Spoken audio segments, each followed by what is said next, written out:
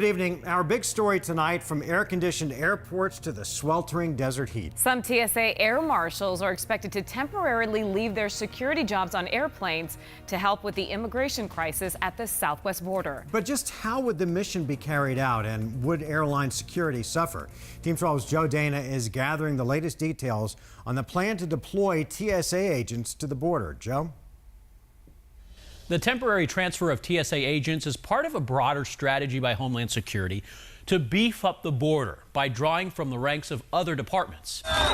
Calling it a humanitarian and security crisis at the border, the TSA is asking its employees to volunteer for duty. Upwards of 400 from around the country could be temporarily transplanted to the southwest border.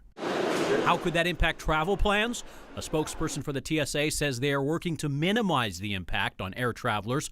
An initial list of 200 employees to be sent does not include any frontline workers who deal with travelers at airports. According to NBC News, it would include lawyers, immigration specialists, and workers who can help with meal prep and wellness checks. Air marshals, who normally respond to threats on planes, may also be sent.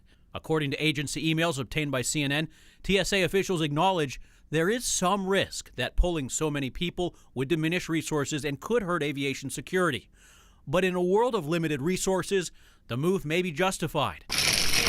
Although overall immigration is down in recent years, there has been a recent surge. In March and April alone, more than 100,000 undocumented immigrants crossed into the U.S., many seeking asylum. If and when the TSA employees head to the border, they would join the more than 1,200 Arizona National Guard soldiers who are already there. Joe Dana, 12 News. All right, Joe.